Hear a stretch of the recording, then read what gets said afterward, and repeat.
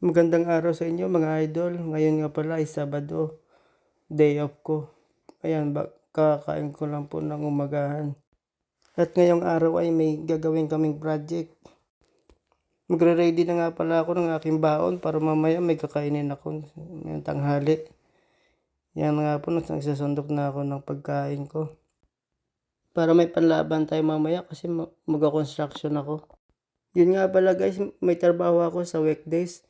Pero magtatrabaho pa rin ako sa weekends para may pampadala ako sa nanay ko.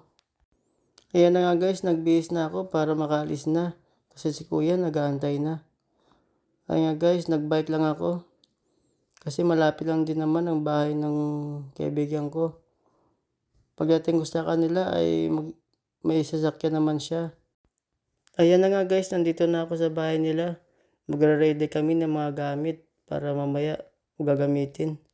Ayan na nga guys, yung kasama ko busy na. Andito na nga kami guys sa biyahe papunta dun sa gagawain namin. Ayan, andito na nga kami guys sa project ng kuya ko, no? Kaibigan ko. Ayan. CR nga pala ito guys. Kasi ang gagawin namin dyan, tatanggalin yung closet, tapos papalitan ng bago, tatanggalin yung tiles, ililipat yung pinto, tatanggalin yung cabinet para lumaki. Ayan na nga pala guys, yung bagong base ng water closet. Bagong bili ni amo. Ay, ikakabit na namin yan.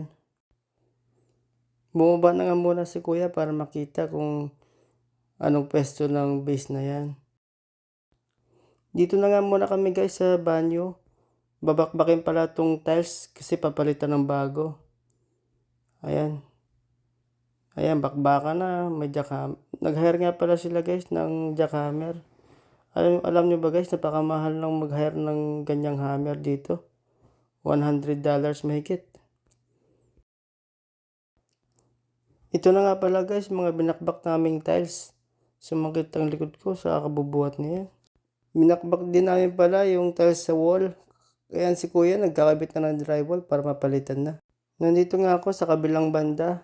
Magtatapal ako ng drywall. Yung tinanggalan ng pinto. At para pumantay, ginamitan ko na ng router para swak na swak sa butas. Ayan nga pala si Idol, nag-a-apply na ng waterproofing para paglalagyan ng tiles para hindi mabasa yung drywall. Thank you nga pala sa pamerienda ni amo. Ayan nga pala guys, ginabi na kami kasi ang dami namin ginawa at marami pang gagawin. Nasa biyahe na nga pala kami guys, pauwi na. Abangan ang susunod.